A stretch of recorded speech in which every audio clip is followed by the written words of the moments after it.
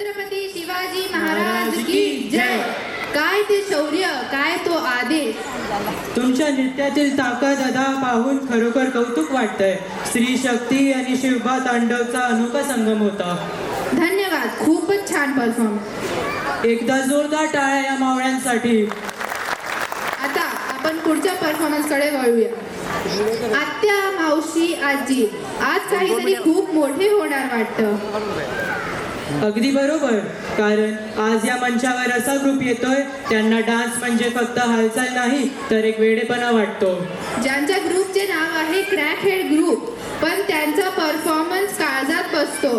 पाय आपले आपोआप फिरतात आणि डोळ्यांच्या पापणी न हलवता परफॉर्मन्स बघायची इच्छा होते.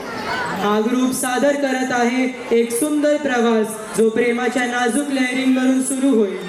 सुरुवातीला पाहायला मिळेल प्रेम की नैयाचा गोडवा, त्यानंतर क्रिमिनलचा डेंजरस अंदाज, मग मधुबालाचा नखरा आणि शेवटी काय होणार? फक्त कियाच्या तालावर रडा.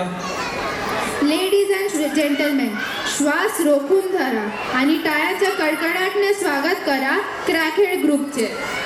Music please.